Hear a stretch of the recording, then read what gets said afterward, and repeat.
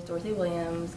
I'm 18. I'm in 12th grade. My name is Sienna Bryan. I am in 4th grade. I'm 9 years old. Latrice Harry. Sonny Esparza. Tabri Houston. And Ray Sanders. Michael Bates. I'm 17 and I'm a senior in high school.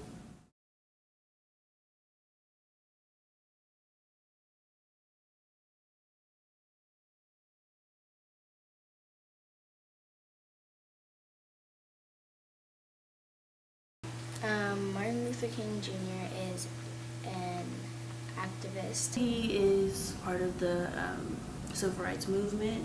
He is a very important part of African American history. Well, this holiday is important, really, because it's a day that we just celebrate the man who brought together, who made a world colorblind in a sense. He believed in peaceful movement. He believed in freedoms, not just for a certain people, but for all people. Dr. King said, not to judge people based off of what color they are or where they come from or any background. We don't judge off of your roots. We judge off of what you show to people. I learned about at school and at home. From my mom. She really admires him because he's done so much for African American people and has stood up for us.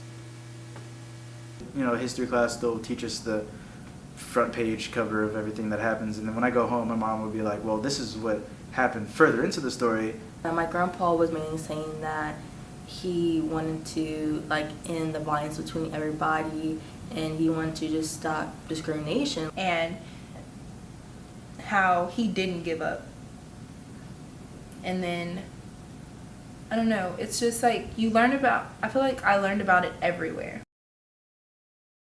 I look up to my grandparents.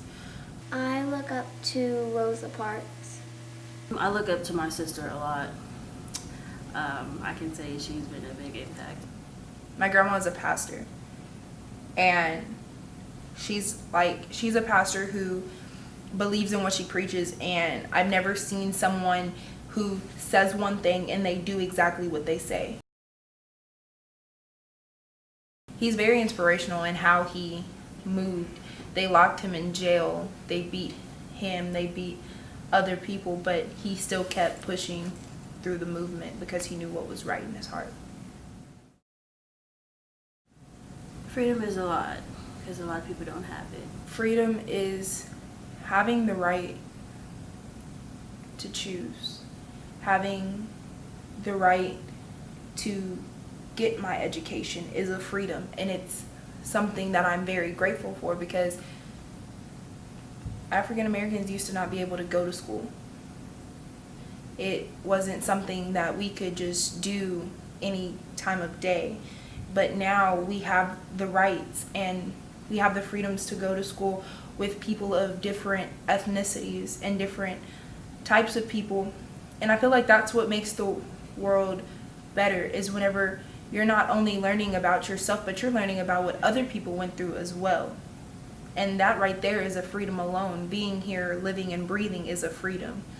Because there are people who are locked down and locked out and shut in and can't reach out to anyone else.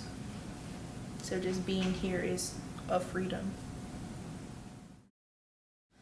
Honestly, I feel like this generation is struggling.